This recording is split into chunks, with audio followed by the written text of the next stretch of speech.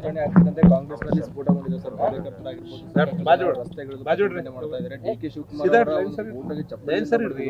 ಯಾವ ಮಟ್ಟಿಗೆ ಒಂದು ಆಕ್ರೋಶ ಕಾರ್ಯಕರ್ತರು?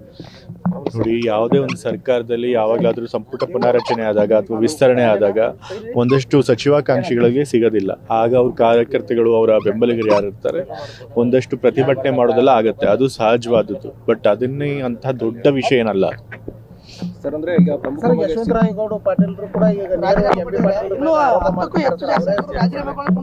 ಇಂದಾನೆ ನಮಗೆ ಸಚಿವ ಸ್ಥಾನ ಸಿಕ್ಕಿಲ್ಲ ಅಂತಂದು ಈಗಾಗಲೇ ರಾಜೀನಾಮೆ ಕೊಡಿರ್ತಾರೆ. ಏನ್ ಹೇಳ್ತೀರಿ ಸರ್? ಇನ್ನೂ ಸಾಕಷ್ಟು ಜನ ಕೊಡೋರು ಇದ್ದಾರೆ. ಈಗ ನೋಡಿ, ನಾನು ಈಗಾಗಲೇ ಹೇಳಿದಾಗೆ ಸಂಪುಟ ಪುನರಚನೆ ಅಥವಾ ವಿಸ್ತರಣೆ ಮಾಡಿದಾಗ ಈ ರೀತಿ ಒಂದಷ್ಟು ಅಸಮಾಧಾನಗಳು ಎಲ್ಲ ಪಕ್ಷಗಳಲ್ಲೂ, ಎಲ್ಲ ಸರ್ಕಾರದಲ್ಲೂ, ಎಲ್ಲ ಸಮಯದಲ್ಲೂ ಕೂಡ ಆಗಿವೆ. ಆದರೆ ಅಂತಿಮ ತೀರ್ಮಾನ ತೆಗೆದುಕೊಳ್ಳೋದು ಹೈಕಮಾಂಡ್ ಅವರು. ಸೊ ಹೈಕಮಾಂಡ್ ಅವರು ಒಂದು ತೀರ್ಮಾನ ಮಾಡಿ ಒಂದಷ್ಟು ಜನನ ಸಚಿವರ ಮಾಡಬೇಕು ಅಂತ ಹೇಳಿ ತೀರ್ಮಾನ ಮಾಡಿದ್ಮೇಲೆ ಅದನ್ನು ಈ ಪಕ್ಷದವರು ಒಪ್ಕೊಳ್ಬೇಕಾಗತ್ತೆ. ಸೊ ಅದ್ರ ಬಗ್ಗೆ ಮತ್ತೆ ಇನ್ನೇನು ನಾನು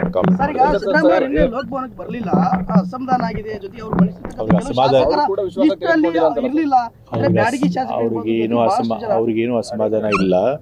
ಮತ್ತು ಯಾರ್ಯಾರು ಮಂತ್ರಿಗಳಾಗಿದ್ರು ಅವರಲ್ಲಿ ಎಷ್ಟೊಂದು ಜನ ಬಂದು ತಂದೆಯವ್ರನ್ನ ಬಂದು ಭೇಟಿ ಮಾಡಿ ಶುಭಾಶಯಗಳು, ಅವತ್ತು ತಂದೆಯವ್ರ ಬರ್ತಡೇ ಕೂಡ ಆಯಿತು, ಹುಟ್ಟಿದಬ್ಬ ಕೂಡ ಆಯಿತು ನೆನ್ನೆ. ಸೊ ಹಾಗಾಗಿ ಬಂದು ಶುಭಾಶಯಗಳನ್ನು ಕೂಡ ತಿಳಿಸಿದ್ರು. ತಂದೆಯವ್ರನ್ನೆಲ್ಲರಿಗೂ ಕೂಡ ಶುಭ ಹಾರೈಸಿದ್ದಾರೆ.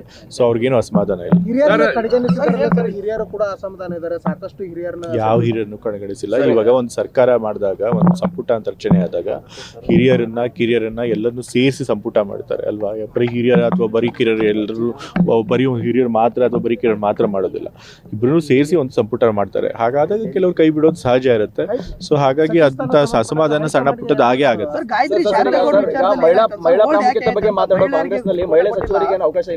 ಮಹಿಳೆಯರು ಕೊಡ್ತಾರೆ ಒಂದು ಸಚಿವ ಸ್ಥಾನ. ಬಟ್ ಕೊನೆ ಮೂಮೆಂಟ್ ನಲ್ಲಿ ಸ್ಥಾನ ಈಗ ಸದ್ಯಕ್ಕೆ ಖಾಲಿ ಇಡಬೇಕು ಅಂತ ಹೇಳಿ ಇಟ್ಟಿದ್ದಾರೆ. ಅದಕ್ಕೆ ಅಂತಿಮ ತೀರ್ಮಾನ ತೆಗೆದುತಾರೆ. ಈಗ ಕುರುಬ ಸಮುದಾಯಕ್ಕೆ ಮಹಿಳೆಗೆ ಕೊಟ್ಟಿದ್ದು ಸರ್, ಅಂತದ್ದು ಅವ್ರು ತೆಗೆದ್ರು. ನಿನ್ನೆ ಕೂಡ ಅವರು ಪಾಪ ಸಾಕಷ್ಟು ಅಸಮಾಧಾನ ಹೊರ ಹಾಕಿದ್ರು. ಅವ್ರಿಗೆ ಅಸಮಾಧಾನ ಹಾಕಿಲ್ಲ. ಏನ್ ಹೇಳಿದ್ರೆ ಗಾಯತ್ರಿ ಶಾಂತೇಗೌಡರು ಯಾತಿಕ್ ನನಗೆ ಕೊನೆ ಮೂಮೆಂಟ್ ಅಲ್ಲಿ ಪಟ್ಟಿಯಿಂದ ಕೈ ಬಿಟ್ಟಿದ್ದಾರೆ ಗೊತ್ತಿಲ್ಲ. ಬಟ್ ನನಗೆ ಭರವಸೆ ಇದೆ, ಮತ್ತೆ ಸೇರಿಸ್ಕೊಳ್ತಾರೆ ಭರವಸೆ ಇದೆ ಅಂತ ಹೇಳಿದ್ದಾರೆ. ಅಷ್ಟೇ ಹೇಳಿದ್ದಾರೆ, ಎಲ್ಲ ಅಸಮಾಧಾನ ತೋರಿಸಿದ್ದಾರೆ. ಸೊ ಆ ರೀತಿದೇನಿಲ್ಲ.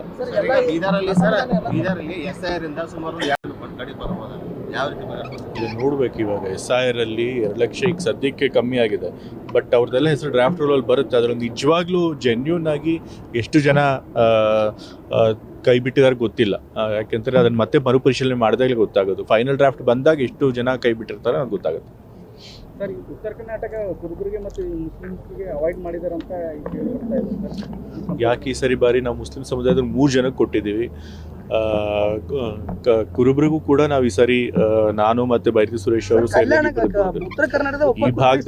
ಈ ಭಾಗದಲ್ಲಿ ಸಚಿವ ಸ್ಥಾನ ಸಿಗದೆ ಇರ್ಬೋದು. ಬಟ್ ನಮ್ಮಲ್ಲಿ ಪ್ರಾತಿನಿಧ್ಯ ಕೊಡೋಕೆ ಇನ್ನೂ ಬೇಕಾದ ಸ್ಥಾನಮಾನಗಳಿವೆ, ಇನ್ನೂ ಬೇಕಾದಷ್ಟು ಸ್ಥಾನಮಾನಗಳಿವೆ ನಮ್ಮ ಪಕ್ಷದಲ್ಲಿ ಪ್ರಾತಿನಿಧ್ಯ ಕೊಡೋಕೆ. ಸೊ ಎಲ್ಲಾನು ಕೂಡ ಇನ್ನೂ ಸ್ಥಾನಮಾನಗಳಿವೆ. ಸೊ ಅದ್ರಲ್ಲ ನಾವು ಪ್ರಾತಿನಿಧ್ಯ ಕೊಡ್ತೇವೆ. ಇರೋದು 34 ಸಚಿವ ಸ್ಥಾನಗಳಲ್ಲಿ.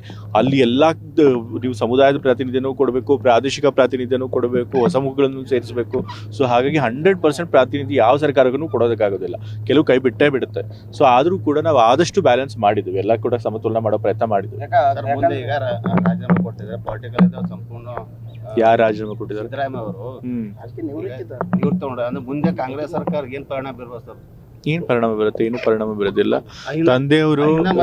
ತಂದೆಯವರು ಮೊದಲೇ ಕೂಡ ಹೇಳಿದ್ರು 2028 ಎಲೆಕ್ಷನ್ ನಾನು ನಿಲ್ಲೋದಿಲ್ಲ ಅಂತ ಹೇಳಿ. ಅದು ಕಳೆದ ಬಾರಿ ಚುನಾವಣೆ ನಿಂತಾಗ್ಲೂ ಹೇಳಿದ್ರು. ನಂತರ ಈಗ ರಾಜೀನಾಮೆ ಕೊಡ್ಬೇಕಾದ್ರೂ ಹೇಳಿದ್ರು. ಸೊ ಮೊನ್ನೆ ಫಂಕ್ಷನ್ಲ್ಲೂ ಕೂಡ ಹೇಳಿದ್ದಾರೆ. ಸೊ ಅವ್ರ ನಿಲುವಿನಲ್ಲಿ ಹೊಸದೇನು ಬದಲಾವಣೆ ಏನಿಲ್ಲ. ಸೊ ಆದರೆ ಅವ್ರು ಏನು ಹೇಳಿದ್ದಾರೆ, ನಾನು ಚುನಾವಣಾ ರಾಜಕೀಯದಲ್ಲಿ ಇಲ್ಲದೆ ಹೋದರೂ ಕೂಡ ನಾನು ಸಕ್ರಿಯ ರಾಜಕಾರಣದಲ್ಲಿ ಇರ್ತೇನೆ, ಕಾಂಗ್ರೆಸ್ ಪರವಾಗಿ ಪ್ರಚಾರ ಮಾಡ್ತಾನೆ, ಮತ್ತು ಯಾರು ಸಮಾಜದಲ್ಲಿ ದನಿ ಇರಲ್ಲ ಅಂಥವ್ರ ಪರವಾಗಿ ದನಿಯಾಗಿ ಕೆಲಸ ಮಾಡ್ತೀನಿ ಅಂತ ಹೇಳಿದ್ದಾರೆ. ನ್ಯೂಸ್ ಫಸ್ಟ್ ನಿರ್ಭೀತಿಯಿಂದ ನಿಮ್ಮ ಪರವಾಗಿ.